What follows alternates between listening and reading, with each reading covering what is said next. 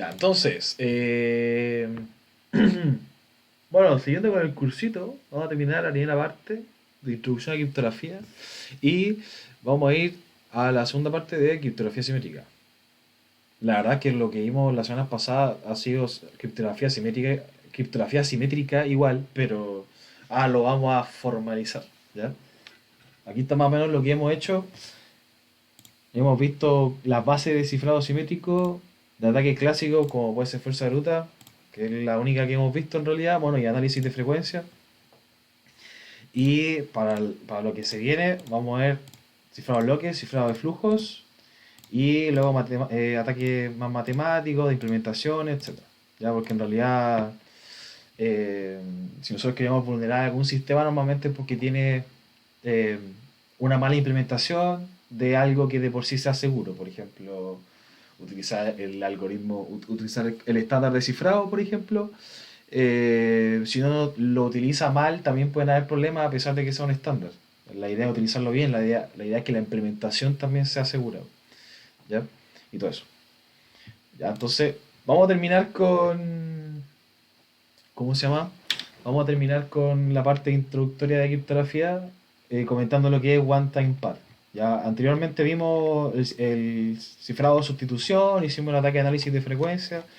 A ver si se acuerda, igual estuvimos leseando como hacer todo este reemplazo de las letras, ¿no es cierto?, para llegar al mensaje original, pero esto en la práctica no se hace, porque esto es solamente cifrado de sustitución. Y es sustitución monoalfabética, es decir, solamente una letra se reemplaza. Puede ser que yo quiera reemplazar ambas letras a través de un algoritmo y eso ya cambia un poco. De todas formas, no sé, la palabra de es súper común en inglés. And también son súper comunes, entonces quizás un ataque más rápido para esto, en vez de ir cambiando las letras de una, puedo cambiar por palabras. Y eso quizás me toma menos tiempo. Y con eso podría haber al tiro palabras que pudiesen ser las correctas. ¿Ya? Pero bueno, la idea era empezar a soltar la mano, como empezar a pensar un poquito cómo romperlo. Y la idea es que vamos a terminar con dos algoritmos más. De la misma onda. ¿Ya? El primero de ellos es One Time Pad y el funcionamiento es el siguiente. Ya vemos que el César es clasiquísimo ya, así que lo vamos a seguir viendo. Pero ahora el mensaje de cada una de las letras se reemplaza por una llave distinta. ¿Ya? Y ponemos módulo n. ¿Ya? Cada una de las llaves se reemplaza de manera distinta. Normalmente sabemos que n es 256 por el hecho de que estamos trabajando en bytes, pero bueno, en realidad es lo mismo. Eh, Cada letra se reemplaza por una llave distinta. Eso hace que las cosas sean más complicadas. Por ejemplo, si nosotros ciframos ahí mi nombre y esto le desplazamos dos espacios, a este le desplazamos, no sé, uno para atrás, que claro sería negativo, pero quedamos en Z. Este lo desplazamos uno, y así todo el rato. Entonces tenemos una llave distinta por cada una de las letras que yo voy desplazando. Y eso hace que la dificultad para poder descifrar sea mayor. El descifrado sigue siendo igual que en César. Es decir, tenemos aquí el menos k sub i módulo n.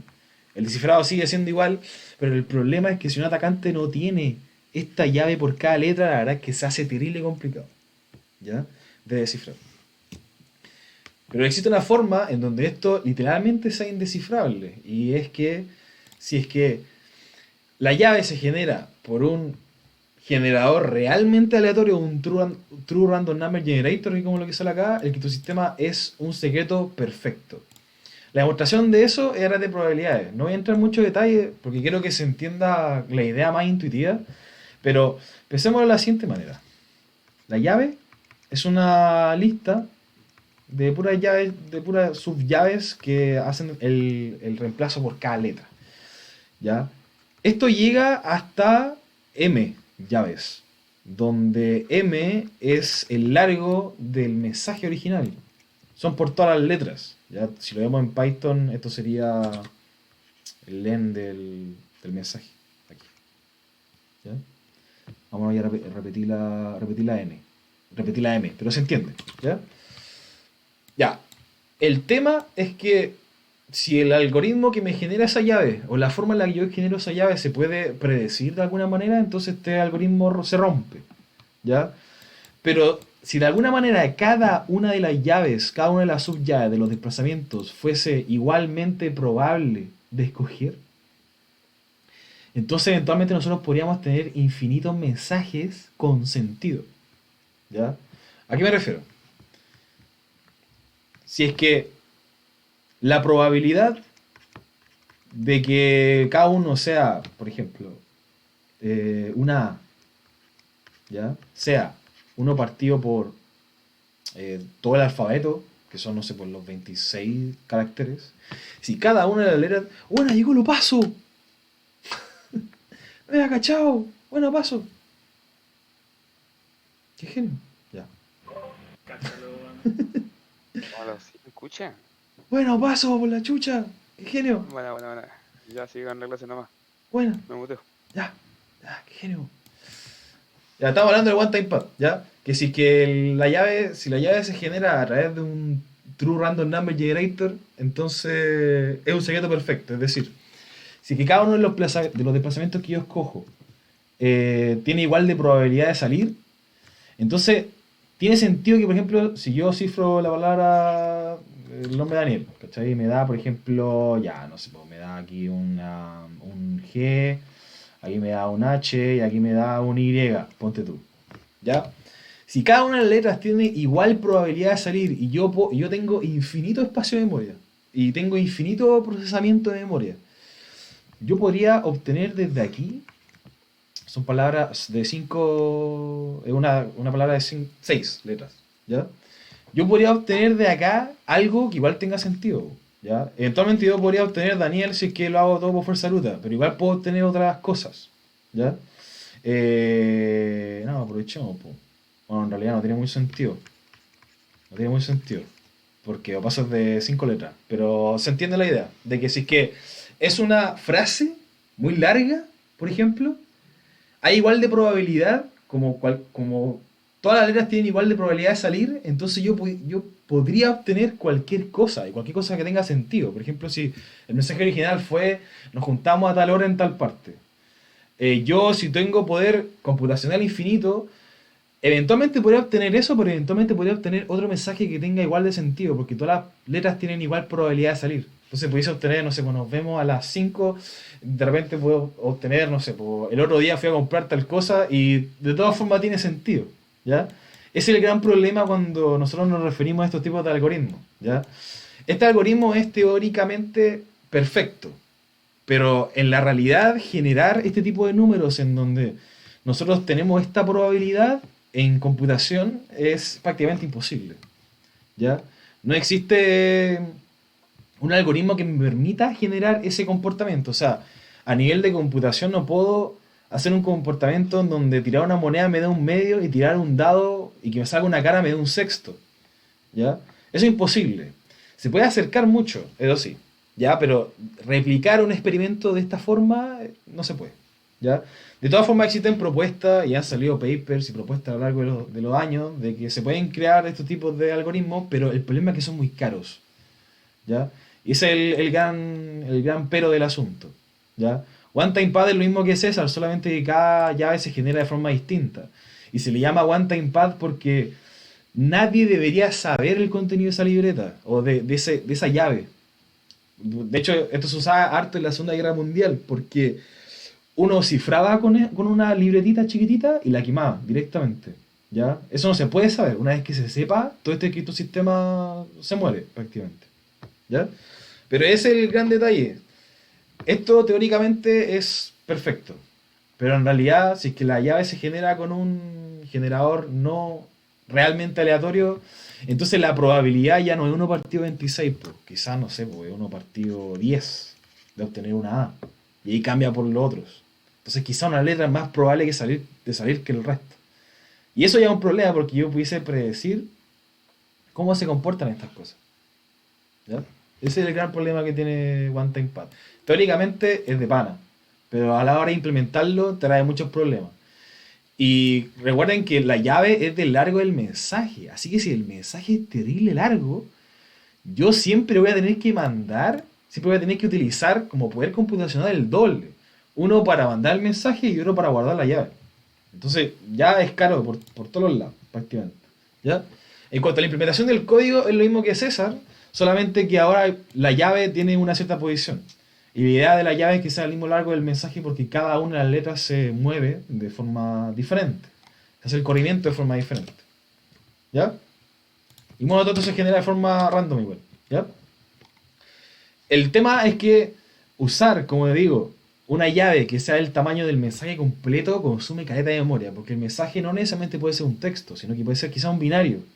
Y ese binario quizá ocupa tanto espacio, tantos megas.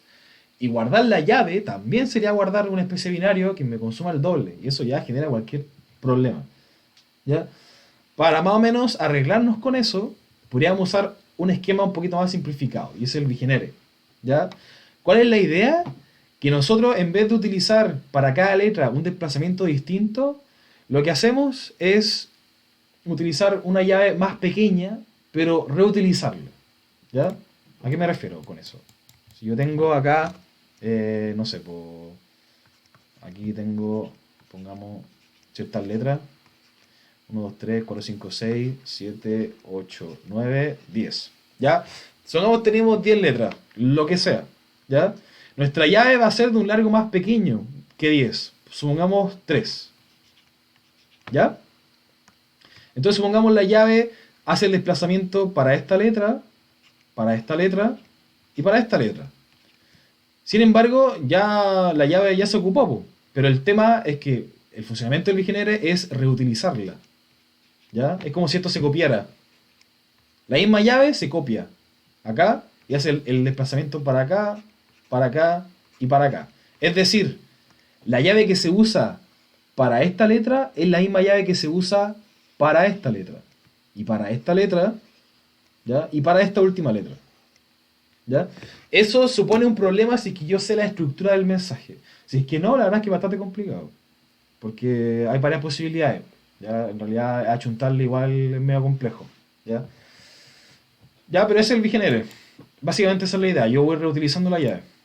Entonces, acá lo anoté como que el mensaje, claro, tiene cierto largo, pero la llave ahora tiene un subíndice distinto, que es J. Y J, como el largo de la llave es más chiquitito que el largo del mensaje original, por ende la llave se va a reutilizar. Y este es el concepto en cuanto al cambio del código. Le aplico módulo para que yo vaya iterando de nuevo, es decir, para que vaya devolviéndome la llave. Es decir, este lo ocupo, después se me termina toda la llave y la reutilizo para la siguiente letra. ¿Ya? Esa es la idea. El gran problema que tiene esto es que, como dice acá en el mensaje original, es que se puede romper haciendo un ataque de texto conocido o de texto plano conocido. ¿Ya? ¿A qué me refiero con eso? Normalmente cuando uno se enfrenta a los CTF o en ciertas páginas, por ejemplo, Hack the Box tiene siempre este formato de flags, ¿ya? CryptoHack tiene este formato de flags. Y bueno, cuando nosotros estamos en otro CTF, no sé, por el Core CTF tiene este formato, ¿ya? Entonces siempre hay un formato conocido. Y eso tiene sentido porque es necesario que nosotros entendamos que llegamos al final del desafío cuando lo resolvemos. Y sabemos que nos encontramos con la flag, ¿ya? Entonces por eso hay un formato en específico con esto. Ya, pero ¿qué pasa? Esta llave que se generó es de largo 6.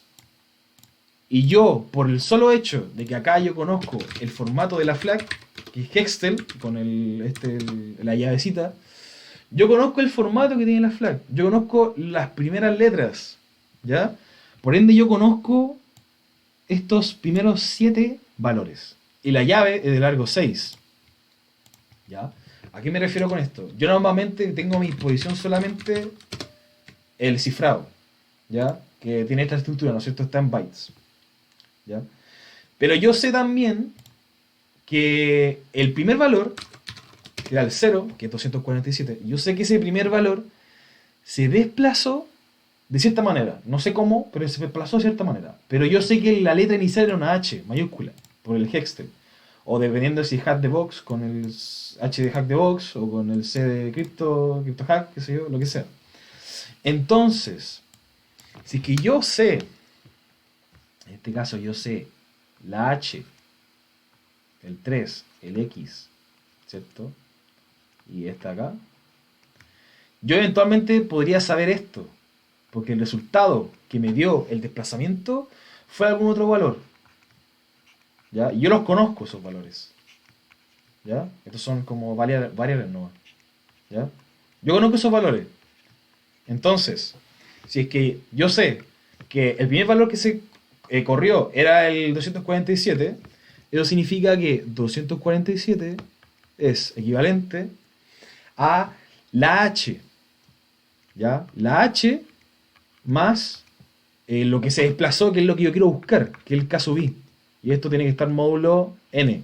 En este caso n es 256. Entonces, de alguna forma tengo que saber cuál es la representación de h en ASCII. Y esto se va a hacer simplemente con ord de h. Es un 72. ¿Ya? Y tiene sentido para que no, por si no me creen, aquí está el h mayúscula un 72, la representación en decimal. ¿Ya? Ahí está. Entonces, una vez que tenemos eso, nosotros decimos ya, bien, 247 tiene que ser igual a 72 más la llave, la primera llave, ¿cierto? En esa posición. Y esto es mod 256. Entonces tiene sentido que la llave tenga que ser 247 menos 72. Y ahí módulo 256. ¿Ya? Este ataque es clasiquísimo. Se lo van a topar en varias partes. Para las cosas más básicas de cripto. De hecho, en Hack the Box hay algo similar a esto. Entonces con eso ya tengo la llave. Y así, si sigo iterando con los otros, entonces ya puedo tener todas las llaves. Porque si es que la llave era más chiquitita o es del mismo tamaño del texto que yo ya conozco, entonces despejarlo es directo. ¿Ya? Para que se hagan una idea de lo que yo quiero hacer, entonces vamos a hacer esta resta. ¿Ya? La resta era la que yo tenía acá, del 247 con el h. ¿Ya? Eso yo le saco módulo 256 por si acaso, por si me paso. En este caso no me paso, pero de todas formas lo voy a dejar expresado así. ¿Ya? Entonces, esto lo voy a pasar a bytes para que tengamos ¿cómo es? O sea, la expresión de la llave en bytes. Y se fijan, ya tenemos la primera llave y solamente teniendo el primer valor del mensaje cifrado y de la primera letra que yo conozco. La letra que yo conozco que se desplazó y se obtuvo esta primera parte. ¿Ya? Y ya con esto tengo la primera parte de la llave, si se dan cuenta. ¿Ya? Y eso ya hace que este cifrado esté roto, prácticamente, si es que yo sé esa parte de la llave. En la realidad no es descabellado conocer esto, por si acaso. Porque de repente cuando uno tiene el protocolo HTTP, el protocolo HTTP siempre tiene un header inicial. HTTP, creo que primero viene la versión y después viene el código y después el OK y todo eso. Entonces hay algo que es conocido siempre. ¿Ya? No es descabellado pensar que en el mundo de las comunicaciones no hay algo que se sabe el formato. En realidad siempre se sabe el formato inicial de las cosas. El detalle es que nosotros no podamos, independientemente de que se liquee algo de la llave, que eso no nos permita obtener todo el resto de la llave. ¿Ya? En realidad esa es la idea. Entonces ya con esto en realidad podemos tener todo. Si se fijan, para el siguiente, yo sé que el otro es un 3 por el hexter. ¿Ya? Si se fijan, ya tenemos el XA2. Y después para el otro, sabemos que es hex. Y ahí tenemos el otro. Ah, no, perdón, esto es X minúscula. Importante eso. ¿Ya? Y seguimos con el otro. ¿Ves? Si se fijan, con eso podemos recuperar toda la llave. Y esto se llama Known Plain Text Attack. Para este cifrado en el específico funciona de esta manera, pero no significa que, que este tema del Bigenere y este tipo de ataques se aplique solamente para este caso. El tema de tener el texto plano conocido y hacer el ataque y aprovecharse de eso se aplica en otros algoritmos también, no solamente en este caso. ¿Ya? ¿Ya? Y con eso, esto lo voy a pasar en la siguiente parte, ¿ya? Pero el tema es que el generar la llave también es problema. O sea, ya podemos construir un algoritmo de cifrado bueno o que sea relativamente seguro, pero obtener la llave también es tema. Y la llave debería salir de algún generador de números aleatorios más o menos seguro. ¿Ya? Eso es lo que vamos a hablar después. ¿ya? Pero esto me lo voy a saltar porque lo vamos a ver directamente ahora, ¿ya? Hay un principio también, que es el principio de Kirchhoff, ¿ya? Que, por ejemplo, para que se hagan una idea, todos estos algoritmos son públicos. Los algoritmos que se usan hoy en día en las comunicaciones de Internet son públicos. Y uno se preguntará por qué realmente tienen que ser públicos. Y bueno, la cosa es que ese concepto de que tenga que ser público es porque así todo el mundo puede intentar romperlo y verificar si es realmente seguro. Si por ejemplo nosotros diseñamos un algoritmo de cifrado o de lo que sea que tenga que ver con criptografía en donde siempre esté en cuatro paredes y solamente unas cuantas personas lo tengan que diseñar, entonces es muy probable de que tenga una falla, ¿ya?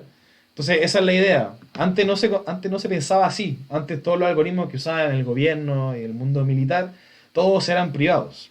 Ahora la gran mayoría son públicos. De todas formas hay algunos privados, pero la gran mayoría son públicos, ¿ya? Entonces eso es súper importante a la hora de entender estas cosas. Bueno, y en realidad la NIST, que es el Instituto Nacional de Estándar y Tecnología de Estados Unidos, ya tiene todo un proceso de selección para nuevos algoritmos en el marco de Post-Quantum Cryptography, que igual es un tema que vamos a abarcar más adelante en cuanto tengamos los conocimientos como bien abarcados. ¿Ya? Aquí está toda la información, de hecho. Aquí hay algoritmos, uno los puede visitar en la página web, puede ver cómo funcionan, uno puede hacer test del código, ¿no es cierto? Entonces está todo público. Y también están los comentarios acerca de las submissions, de si es que hay alguna falla. Han salido varios papers acerca de poder romper este en particular, creo, que este tiene algunos problemas. Eh, entonces, claro, ese es el proceso a la hora de estandarizar nuevas cosas.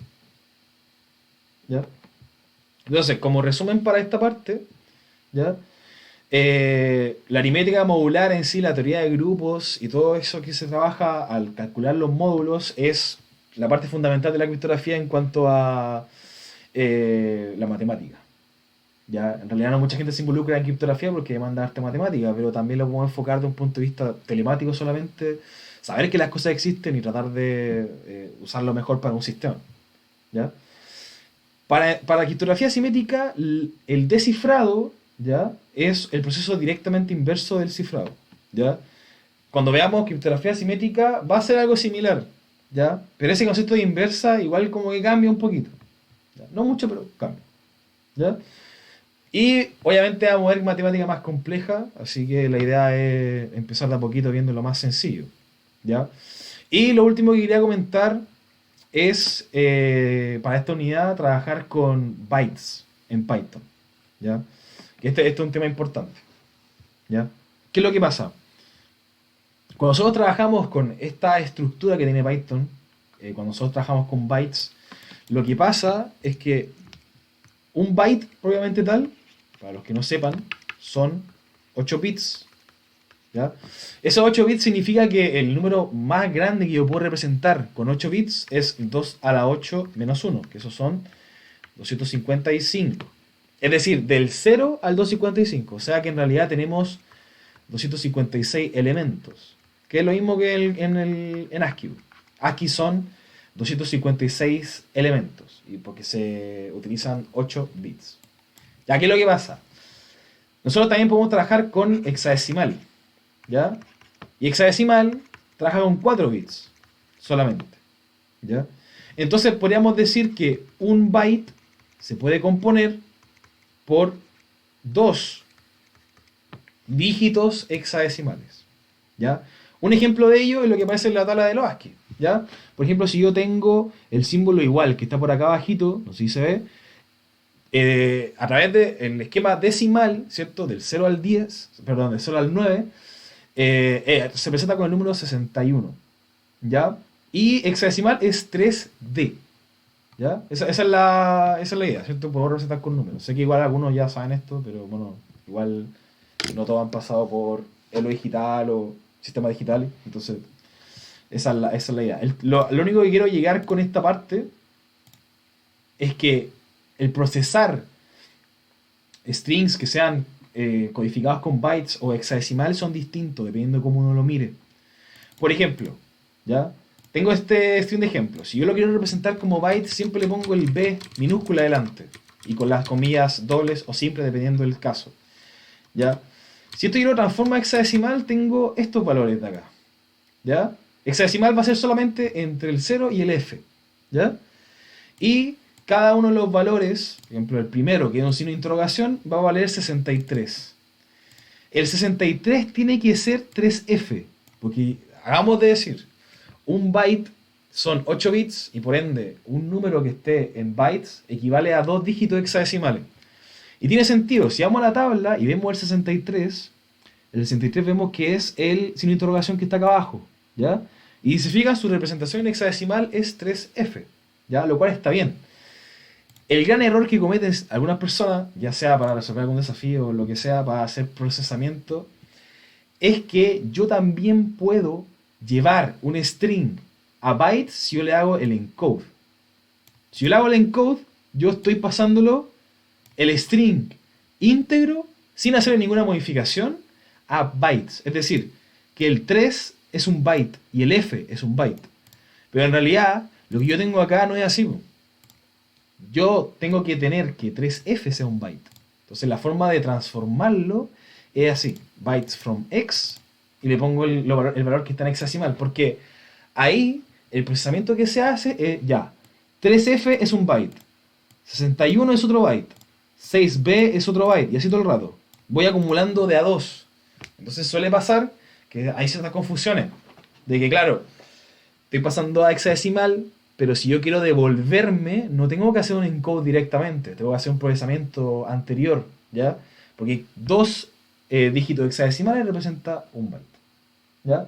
Quizás esto le sirve como para, no sé, pues, si alguien se quiere meter más en el mundo cripto, la verdad es que esta confusión sale caleta y es súper importante, ¿ya? Entonces eso, para terminar la primera unidad hay challenges, tenemos todos estos challenges, ¿ya? Tenemos 1, 2, 3, 4, tenemos 5, y aquí tenemos 6. ¿6 nomás? Sí, 6 challenges, ¿ya? Si quieren involucrarse y empezar a practicar lo de esta unidad, pueden hacer el Baby Encryption de Hack the Box. Igual creo que hay algunos más interesantes que también pueden hacer en Hack the Box. Y bueno, estos módulos de CryptoHack que son terrible buenos, el general y el Mathematics, ¿ya? Ahí dependiendo de qué tanto lleguemos adelante, ahí ustedes van a tener más capacidades para hacer más challenges o seguir involucrándose con eso, ¿ya? Entonces ahora directamente vamos a pasar a la segunda parte del curso. Ya viendo todo lo introductorio, vamos a pasar al detalle de lo que es criptografía simétrica. Recuerden que cualquier duda me interrumpen nomás, ¿ya? ¿Ya? Por si acaso. Vamos a pasar directamente a criptografía simétrica, ¿ya? Aquí se me olvidó hacer editar la foto, pero ya hemos visto más o menos acerca de cifrado simétrico, ¿ya? Vamos a primero partir con cifrado de flujos, ¿ya? Las definiciones no van a ser tan distintas de lo que hemos visto, pero sí tienen como su área diferente, ¿ya? Su área especial, ¿ya?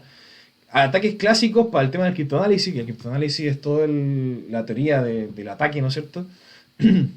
En cuanto a ataques clásicos, hemos visto harto, bueno, fuerza bruta es una opción, pero también ataque más matemático. Y también vamos a ver ataques de implementación. Ingeniería inversa nuevamente no lo vamos a ver porque la verdad es que no tiene mucho que ver para usar matemáticas, sino que otro tipo de opción a la hora de atacar. O sea, como estas típicas estafas telefónicas. Eso tiene que ver con ingeniería social porque así puedo tener contraseñas, que eso sí son parte de temas criptográficos, ¿ya? Pero normalmente la gente que hace este tipo de ataques no sabe nada acerca de la matemática. Y eso es lo interesante igual. O sea, el tema de hacer estafas igual puede romper todo un criptosistema y, por ejemplo, vulnerar a un cierto usuario en particular, ¿ya? Ya, entonces, vamos a definir lo que es cifrado de flujos o stream cipher, ¿ya? El cifrado César, Affine, One Time Pad, Vigenere y lo que sea por esta área en el punto de vista de que estamos moviéndonos, desplazando las letras, haciendo ese movimiento, sustituirlos. Eso es cifrado de flujos, donde sustituimos cada letra por separado, ¿ya? Cifrado de bloques, en cambio, es como obtener un bloque de datos y hacerle una cierta operación a ese bloque de datos en concreto y cifrarlo, ¿ya? A nivel de bits, por eso en realidad como que me meto más en específico con esto, porque el cifrado de flujos se ve más a detalle a nivel de bits. A nivel de bits es súper clásico porque al final es lo mismo que César. Un mensaje original, una llave. ¿Ya? Cuando hablamos a nivel de bits, ¿ya? Porque se van a dar una idea con esto. Cuando hablamos a nivel de bits, 0 más 0 es 0. 0 más 1 es 1. 1 más 0 es 1. Y 1 más 1 es 0. Con un carry de 0 lado para hacer la suma. ¿Ya? Pero nuestra idea es obtener el bit. El primer bit. ¿Ya? Entonces, esto, en cuanto a lógica booleana o lógica proposicional o compuertas lógicas, que es lo que se llama detalle en electrónica digital, es un SOR. ¿Ya? Un OR exclusivo.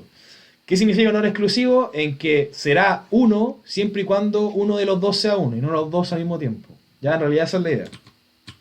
También el SOR se interpreta como una diferencia. ¿Ya? Por ejemplo, 0 y 0 no tienen ninguna diferencia. 0 y 1 sí tienen una diferencia. Y así todo el rato. 1 y 1 no tienen diferencia. ¿Ya? A veces se suele interpretar de esa manera. Para procesar imágenes también se interpretan mejor con el concepto de que sea una diferencia de píxeles o qué sé yo. ¿Ya? Pero a nivel de lo que estamos hablando de cifrado de flujos, a nivel de bits, al final la suma se reduce a un SOR. Y la resta igual. ¿Ya? Eso es lo choro igual. Cuando nosotros estamos diseñando algún circuito, o todo lo que se diseña a la hora de hacer estos cifrados, el tema de hacer la suma y la resta es prácticamente como... da lo mismo. ¿Ya? No interesa. ¿Ya? Eso también se extrapola a los números más grandes. Si por ejemplo yo tengo un cierto valor A y yo le hago SOR B, me da un valor C. Si yo quiero obtener alguno de los dos, ¿ya? Por el solo hecho de que la suma y la resta son operaciones equivalentes, yo también puedo aplicar el SOR y poder quitar uno de los dos. ¿Ya? Por ejemplo, si yo aplico ese operador a ambos lados, ¿ya? Me va a quedar A SOR B igual a C SOR B. Como la función SOR me calcula la diferencia entre dos números, por así decirlo, esto me va a dar 0, porque no hay ninguna diferencia entre B y B, ¿ya? Entonces esto me va a quedar A SOR 0, y esto me va a quedar C SOR B, ¿ya? Por definición, A SOR 0 es A, entonces así yo puedo, por ejemplo, obtener el valor de A. Si por ejemplo yo estoy usando esto, ¿ya? Esto tiene un nombre, o sea, el hecho de hacerlo de esta forma es el cifrado SOR, ¿ya? Pero de todas formas esta es la definición de cifrado de flujos a nivel de bits, ¿ya? Porque si se fijan, a nivel de bits, la suma y la resta son equivalentes y se comportan como un SOR, como una compuerta SOR, ¿ya?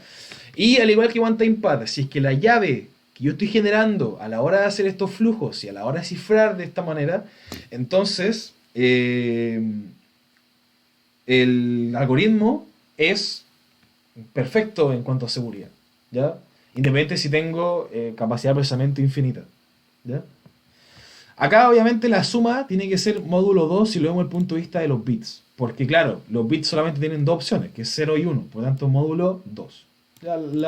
Es como por así decirlo, la cardinalidad de mi conjunto en el que estoy trabajando. Así que para los que no me creen, aquí hice un código, ¿ya? Que es para demostrar que la suma en módulo 2 es igual a la resta en módulo 2, para que vean este true de acá, y que la suma en módulo 2 es igual al SOR en módulo 2. ¿Ya? Entonces, para que se den cuenta de que al final son la misma operación. Entonces, en realidad para lo electrónico esta cuestión es súper buena, porque es usar la misma operación todo el rato. ¿Ya? No es necesario hacer operaciones más extrañas. ¿Ya? Entonces, claro, esto era más para formalizar. Y el tema es que, claro, más adelante vamos a ver esquemas en donde funcionan con este tipo de conceptos, ¿ya? Obviamente el cifrado de flujos no es siempre así, no es siempre así con desplazamiento, pero esa es la definición. Obviamente después en esquemas más grandes van a hacer exactamente lo mismo, pero lo van a hacer de una forma más compleja, de tal manera de que sea más seguro. Y vamos a introducir nuevos esquemas ya para la próxima semana, ¿ya? Así que lo que primero vamos a ver es el tema de cómo generar la llave. Porque claro, anteriormente con lo de César, Afán y todo eso, asumimos que la llave se genera, pero en criptografía también nos interesa cómo poder generar la llave. Y que la llave sea relativamente segura, ya que no se pueda predecir de ninguna manera. Entonces para eso vamos a ver tres tipos de generadores de números aleatorios, ¿ya? Random Number Generators, ¿ya? Los primeros son los pseudo Random Number Generators. Después vamos a ver los que son como criptográficamente seguros. Y luego los TRNG, que como dije anteriormente es como medio complicado hacerlos. Hay ciertos fenómenos que se pueden considerar como un TRNG, pero un computador no los puede replicar, ¿ya? Entonces quizás nos podemos aprovechar de las cosas para generarlo, ¿ya? Lo primero es el Linear Congruential Generator, es decir, un affine clásico, ¿ya? Este es un affine clásico, pero va recursivo, es decir, este valor inicial, que es el x sub 0, ¿ya? Ese valor va a ser un número que nosotros definamos, ¿ya? El A y el B son números que... El A, el B y el M son números que nosotros vamos a definir, ¿ya? Entonces vamos a ir iterando. Para los que no cachan más o menos cómo se manejan las clases acá en Python, acá dejé un ejemplo, como para que se haga alguna idea de cómo funciona esto, ¿ya? Y la idea es ir generando valores. Obviamente la semilla, que es la seed, es siempre la misma, que es 42, pero si yo la voy cambiando, claramente los números que se van generando son distintos. Pero siempre se generan a través de esta relación, que es una relación lineal. Y eso supone un problema. Porque al igual que Affine, Affine tiene el problema de que si yo cifro todo el rato con Affine, o es lo mismo decir con esto, si yo voy calculando números y números y más números con esto, entonces en realidad hay un problema. Porque sería fácil de predecir. Inclusive yo podría usar... bueno, ¿se puede o no? Sí. Inclusive yo podría usar técnicas de aprendizaje, ¿ya? De alguna forma predecir este comportamiento. Y hay un montón de ataques en internet para este tipo de generadores, ¿ya? Estos son pseudo random number generators y no se deberían usar en cripto. Ya no se deberían usar con fines criptográficos para generar las llaves. Porque se puede predecir. Y hay un montón de ataques. Por ejemplo, si yo no conozco el A y el B, pero conozco el M, si no conozco ni uno de los tres, por ejemplo, de alguna forma puedo derivar cada uno. Entonces, claro, igual hay un tema. Vamos a ver al final de esta clase, vamos a ver un ataque para que se den cuenta de que prácticamente no se usa, ¿ya? Otro tipo de forma de hacer la llave es a través de un Linear Feedback Shift Register, ¿ya? Como ya introducimos más o menos cómo funciona la operación del SOR, la idea es que siempre estos generadores tienen una semilla, tienen un valor inicial. Para este caso, ese valor inicial es un string de bits, llamémosle, ¿ya? En este caso es 0, 1, 1, 1, 0, ¿ya? La idea para generar números con este tipo de generador es, ya, yo voy a escoger algunos espacios, ¿ya? Y a esos espacios les voy a hacer un operador lineal, por eso es que se llama linear feedback, ¿ya? Primero se llama linear por el hecho de que le estamos haciendo siempre un operador SOR, ¿ya? Al resultado de lo que haya acá, independientemente de que sea un 1 y un 0, se hace el resultado acá y se devuelve acá, ¿ya? Entonces esto se va a ir moviendo, por si acaso, ¿ya? Para que no lo vean como algo estático. Esto era 0, 1, 1, 1, 0, creo, ¿ya? Entonces, este se va a ir, porque va a formar parte de la secuencia de la llave que yo voy a utilizar. Y después, el nuevo bit que entra va a ser uno en el que yo defina el SOR. En este caso, yo definí que era el SOR entre 0 y 1, ¿ya? Entonces va a entrar acá un 1. Y eso va a hacer que el nuevo estado que hay ahí sea 1, 0, 1, 1, 1. Y así todo el rato. Y así voy desplazándome. Y toda esta operación, todos estos bits van a ir cambiando de valor. Y así la llave va a ir moviéndose, ¿ya? Ese es el concepto de los Linear Feedback Chip Register. En cuanto a lógica, para la gente que cacha un poco de electrónica digital o sistemas digitales, este es más o menos el esquema. Normalmente se utilizan flip-flops que almacenan memoria para poder hacer todo esto. Y el operador siempre es lineal, siempre es un SOR el que yo utilizo, ¿ya? Para que se hagan una idea, el concepto de linear entonces es usar el SOR. El feedback es porque hay una retroalimentación, si se fijan. El resultado del SOR se va al inicio, ¿ya? Y Shift Register es el concepto de que esto se va moviendo hacia la derecha, como que se va haciendo como un corrimiento, ¿ya? Al principio yo tenía 0, 1, 1, 1, 0 y luego pasé a 1, 0, 1, 1, 1. Y eso después va a ir rotando porque al final, después, la llave, voy a tener acá un 0, después este 1 se va a pasar para allá, entonces la llave va a ser 0, 1, ¿ya? Y aquí de nuevo se va a retroalimentar para llegar al siguiente valor. Y así vamos generando la llave y vamos a generar la llave en el largo que nosotros queramos, ¿ya? Ahí voy a explicar más detalles con eso, ¿ya? Este es el diagrama lógico y esta sería una implementación en Python que encontráis en un Git, ¿ya? La idea es básicamente esa. Yo lo que voy es generando cierta cantidad de bits, ¿ya? Creo un estado inicial, en este caso son 3 bits, pero voy generando un estado inicial, y los tabs se define como, aquí tengo el lápiz en la mano, se define como los bits que están enlazados, o las posiciones en que están enlazados con ese SOR, con esa compuerta SOR, ¿ya? Ahora bien, esto tiene todo un análisis matemático, que igual para este caso, como es más criptografía aplicada, no voy a entrar en detalle de esto. Para los que van a dar cripto, los que están dando cripto, no sé, esto se ve en más detalle. Y normalmente a ustedes le hacen hacer un algoritmo de este estilo, ¿no es cierto? Un generador de este estilo, y ver la matemática detrás, ¿ya? Pero quizás podemos estar de acuerdo a priori que la secuencia tendría que durar harto, ¿ya? O sea, por ejemplo, esto no puede durar poco. ¿A qué me refiero con eso? Si yo tengo 3 bits, ¿ya? La cantidad máxima de posibilidades son 8, porque sería 2 a la 3, ¿ya? Y dependiendo de los tabs, voy a poder llegar a ese periodo máximo que se llama. Porque si se fijan, en el step 1 tengo 1, 1, 1, y en el step 8 vuelvo a tener 1, 1, 1, y se repite toda la cadena de nuevo, ¿ya? Estamos de acuerdo entonces que de alguna forma yo tengo que saber, y si yo quiero hacer un generador largo y que no se pueda predecir fácilmente, esos steps tienen que ser los máximos posibles.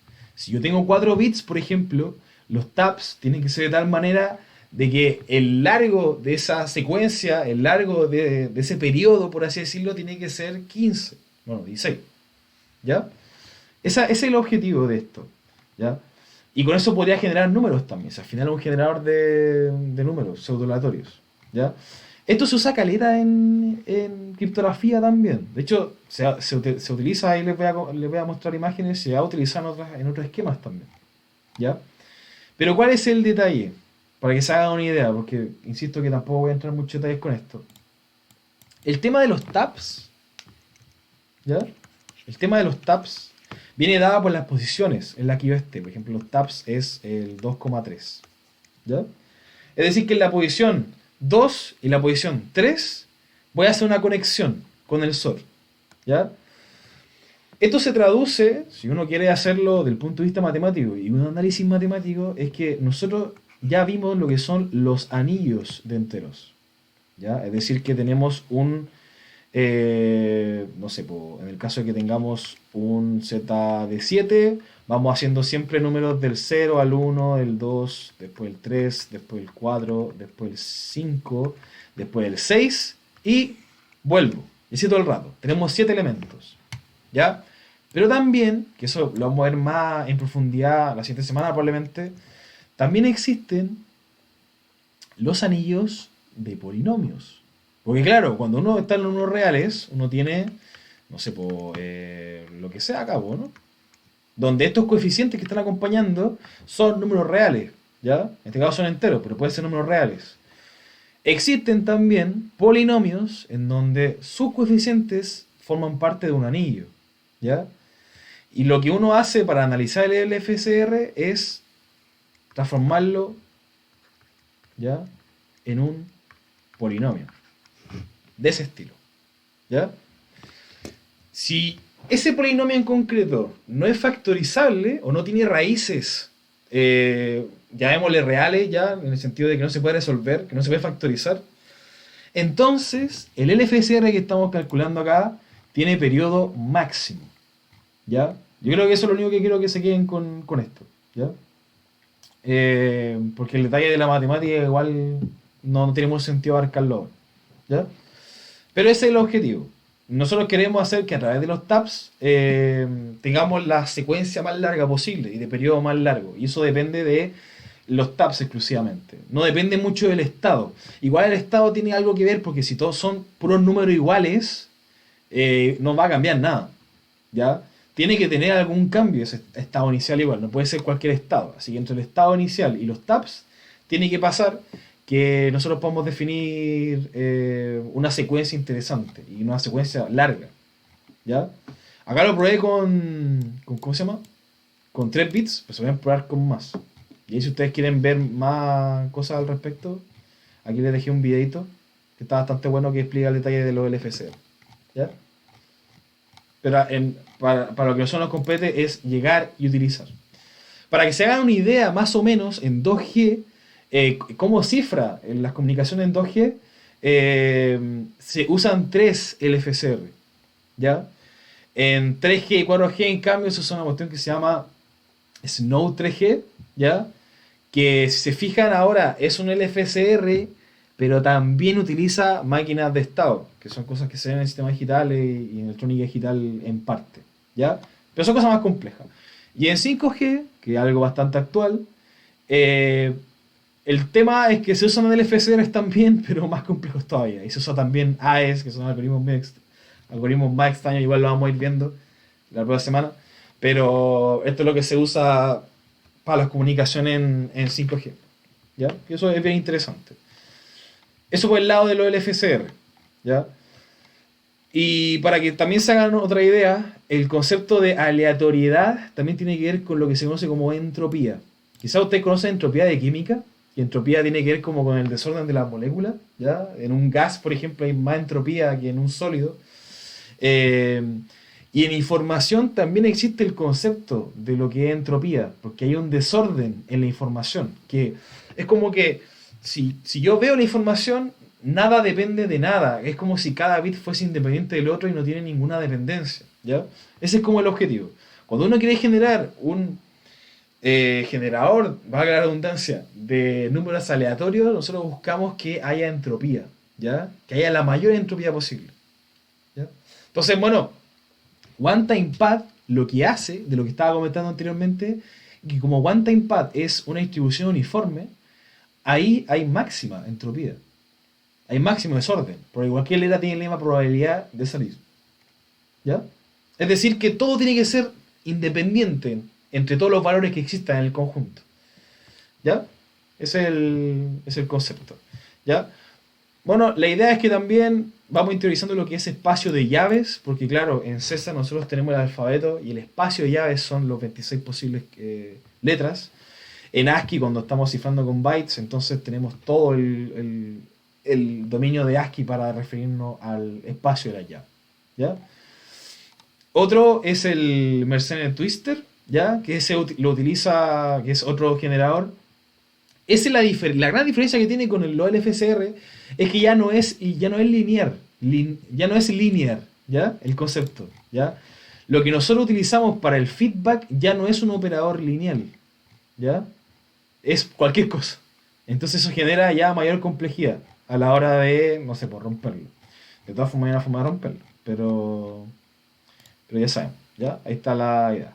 El módulo de Python, el random, funciona a través de este concepto. Y se recomienda, por supuesto, al igual que el LFCR, no utilizar este tipo de esquemas de forma criptográfica. Los LFCR sí se utilizan y la verdad es que son bastante buenos, pero por ejemplo para este caso se recomienda no utilizarlos. Ya hay una implementación en Python para romperlo. Ya acá hay un módulo cracker, de hecho es re bueno, para romper el módulo de Python, ¿ya? Bajo ciertas condiciones, obviamente, ¿ya? Siguiendo con la idea, ahora ya no pasamos a los pseudo random number generators, sino que son los como cryptographically secure pseudo random number generators, ¿ya? La idea, insisto, es generar entropía, la mayor posible. Entonces de repente podemos utilizar igual cosas medio extrañas ahora, ¿ya? Podemos hacer combinación de LFCRs. Eso sigue siendo lineal, pero de todas formas puede ser un poquito más seguro, ¿ya? Por ejemplo, el módulo random que tiene Linux para funcionar utiliza variaciones de timing en su hardware, ¿ya? Y claro, porque al final cuando uno accede a la memoria hay cierto acceso con el disco, ¿no es cierto? Y eso puede ser un comportamiento aleatorio, ¿ya? Nosotros no podemos aprovechar de eso para poder generar algún número aleatorio a través de eso, de ese concepto, ¿ya?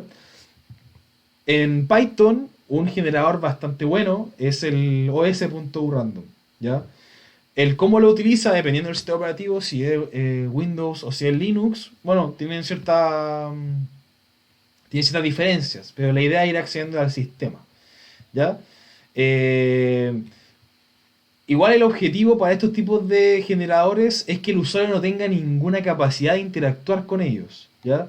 Porque claro, los generadores que son lineales es un poquito más complicado porque el usuario podría saber eventualmente qué es lo que está pasando. Pero ahora cuando hablamos de variaciones de timing o cosas del sistema operativo o el tema de tiempo, qué sé yo, para el usuario es terrible complicado acceder a eso y obtener como los valores precisos de lo que está pasando. Entonces, bueno, para cada una de estas cosas existe eh, su mejora, ¿ya? Y los TRNG, que son muy caros, pero cada vez igual han estado saliendo más cosas, ¿ya? Como tirar un dado y tirar una moneda, replicar ese comportamiento probabilístico, la verdad es que es súper costoso y súper complicado, ¿ya? Eh, Quizá un algoritmo no se utilice, de hecho esta es la gracia, ¿ya? Acá puede haber semillas asociadas a estos tipos de generadores, pero en los TRNG normalmente no. Es obtener datos a través de un proceso físico, ¿ya? Ya sea a través del hardware, ¿ya? O, por ejemplo, yo investigando encontré que para 5G, si uno quisiera hacer un generador realmente aleatorio, un True Random Number Generator, uno podría usar espectro visible, comunicación de espectro visible para generar aleatoriedad. ¿Ya? Es súper volado, ¿ya? Es súper volado, pero hay muchas formas. O sea, por ejemplo, este tema de los rayos cósmicos que entran a la Tierra, ¿cierto? Y los captan los satélites, ¿no es cierto? Esa información igual puede ser aleatoria. Ese fenómeno, el hecho de recibir ese tipo de información, también puede ser aleatorio y, claro, al final puede ser un potencial candidato a ser un TRNG. El problema, insisto, que es terrible caro, ¿ya? Implementar eso es súper caro, ¿ya? Y bueno, como pongo acá, en realidad la gente es terrible creativa. Al crear estas cosas, la verdad es que uno ve un montón de implementaciones, ya sea implementaciones que sean personalizadas o implementaciones que ya estén pasadas por todo un proceso de selección. Ya, pero un cachito. Ya, así. ¿Ya? Más o menos a grandes rasgos funciona. La idea es que de a poquito vayamos viendo casos más específicos si es necesario.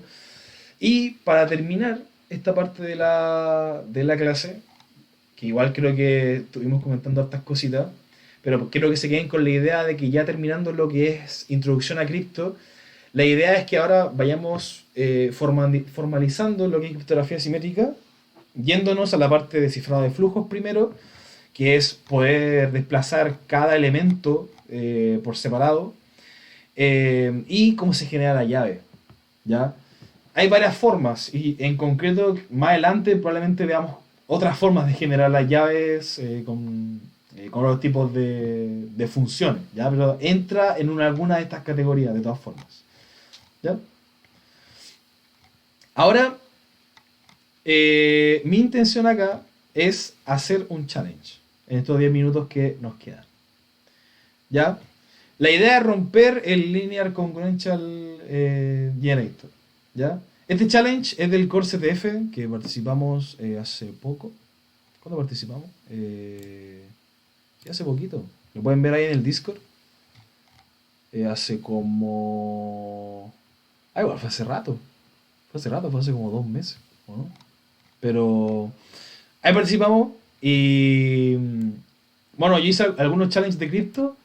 Y en concreto me llamó la atención porque como estamos hablando ahora del LSG, de la forma de generar números aleatorios que es con básicamente una fine, ¿ya?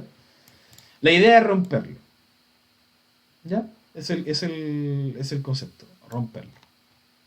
¿Ya? Se llama tadpole, independientemente de cómo sea la descripción, vamos a analizar el código, ¿ya? Y vamos a resolverlo, primero, ¿ya? Aquí se hace un LSG. Primero se lee la flag, ¿ya? Se lee la flag y el valor es un número primo. La flag es un número primo, ¿ya? Se cogen dos valores A y B, que son los mismos A y B que están contemplados en nuestro generador. Aquí lo voy a anotar. Ok. que tenemos aquí xn más 1 es equivalente a por x sub n más b. Y aquí tenemos el módulo m. ¿Ya? Tenemos, o sea, se genera el valor a y el valor b, primero. ¿Ya? Y se hace una función, que esta función, si se fijan, hace lo que hace un LSG. ¿Ya? El módulo, si se fijan, el valor de m es la flag. ¿Ya? El valor de m es la flag que yo quiero encontrar, que es p, que yo sé que p es primo. ¿Ya? Y la información que nos dan en el challenge, ¿ya? Son a, b y la función, es decir, la función evaluada en un punto, que es el 31.337. Y la función evaluada en la función de ese mismo punto. ¿Ya? ¿Qué significa eso? Para que cachemos más o menos lo que está pasando. ¿Ya? Primero se calcula, llamémosle, no sé, pongámosle S sub 1. ¿Ya? Se calcula S sub 1.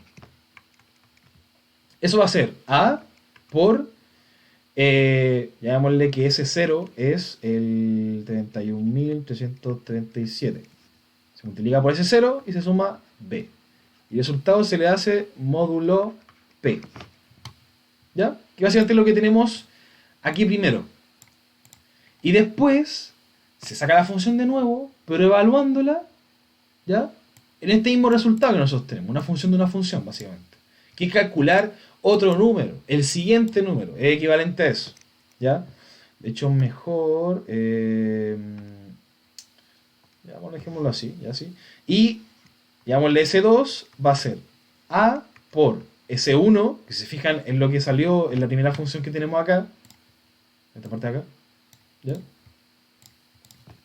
Más B, ahí, módulo no, más B, y tenemos módulo P. La idea es que a través de esta información que nosotros tenemos, ¿ya? A través de estos dos, bueno, y esto que tenemos por acá, ¿ya? Nosotros tenemos a nuestra disposición S0, tenemos A, tenemos B, ¿ya? Para este caso tenemos este también, este también, este también, ¿ya? Por el hecho de que lo calculamos acá, y es lo que nos imprime el código, ¿ya?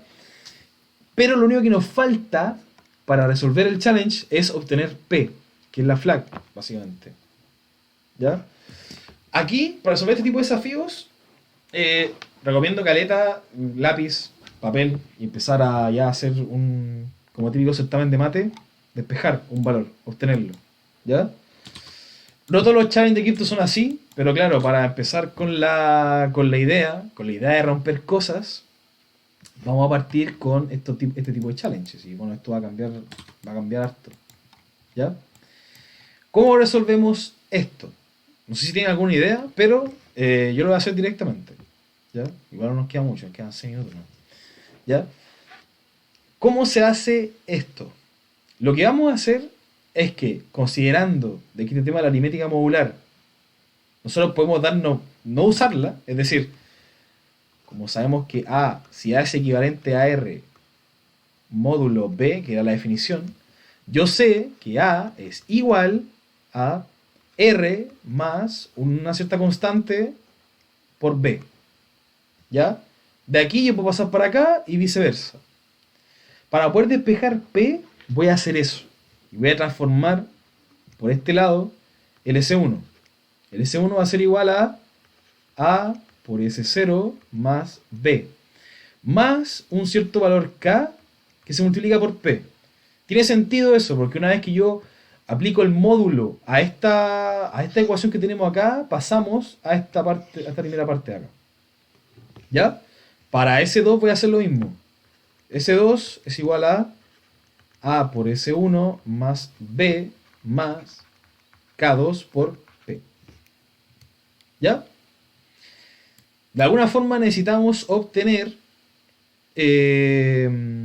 ambos valores. ¿Ya? Esto igual se podría hacer a través de un sistema de ecuaciones.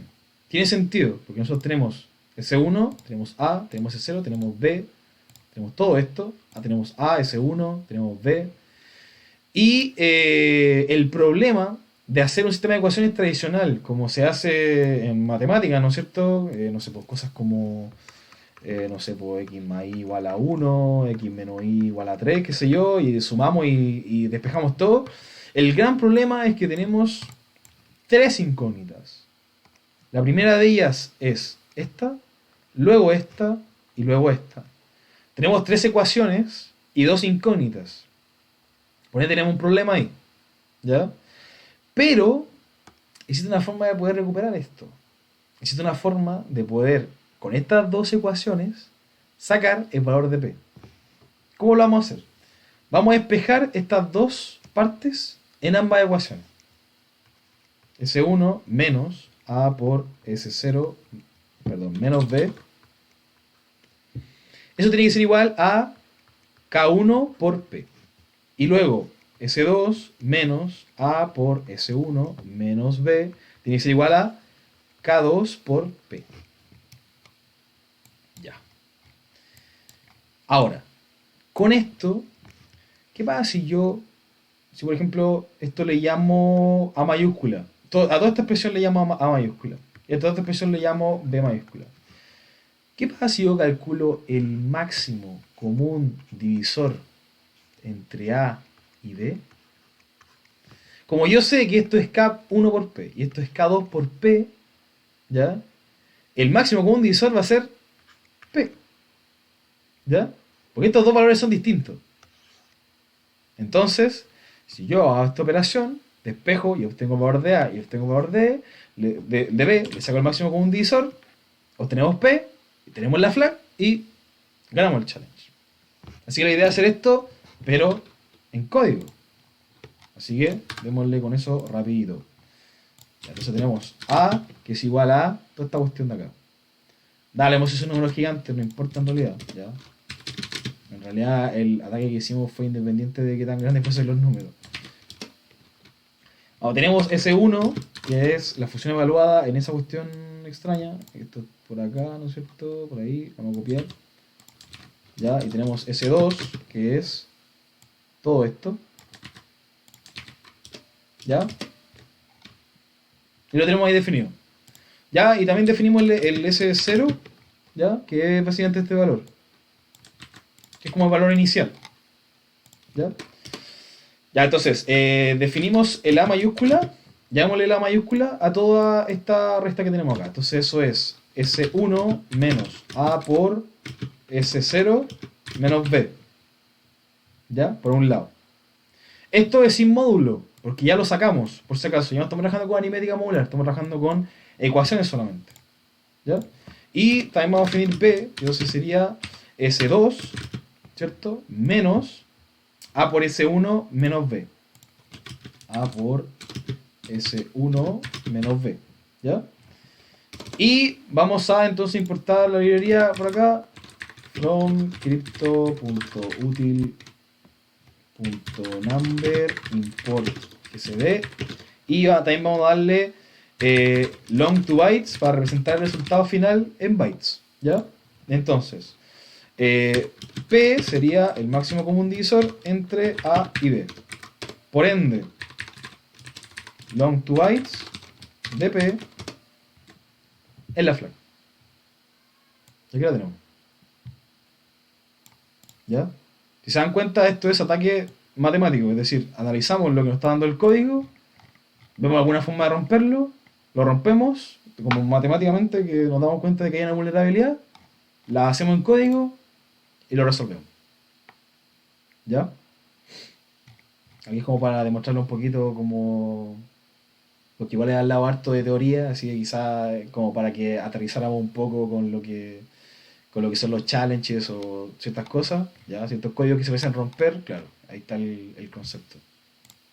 ¿Ya? Y ahí básicamente ir rayando y cachando cuál es la vulnerabilidad y empezar a avanzar con eso. ¿Ya?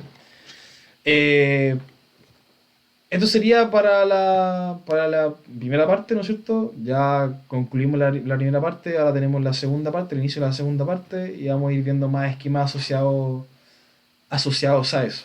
¿Ya? Aquí como última parte es importante recalcar que hacer nuestro propio criptosistema y nuestro propio RNG, la verdad es que hay que tener mucho ojo. ¿ya? Vamos a ser la única persona que trate de evaluar nuestro propio código y eso no es muy bueno, ¿ya? Así que un sistema de seguridad, la verdad es que depende de muchas cosas, no necesariamente de la implementación que nosotros hagamos, ¿ya? Así que muchos algoritmos han sido bien estudiados como este, el LSG, y hay, claro, hay muchos ataques que están involucrados también con esto, ¿ya? Así que eso por el día de hoy. Creo que hablé caleta, hablé muchas, hablé muchas cosas. Pero no sé qué le haya parecido. Ojalá hayan entendido los conceptos. ¿Ya? Eso. ¿Alguna duda o consulta que haya salido? No sé. No sé si no sé si tenga alguna duda, pero si no, son libres. ¿Ya? Eso. Válido, ¿Sólido? válido. Sólido. Estuvo bueno, ¿no? Sí, sí. Hoy paso estáis muteado, creo. O sea, no estáis muteado, no te escucho. Pero voy a cortar esta cuestión. No, pero es que yo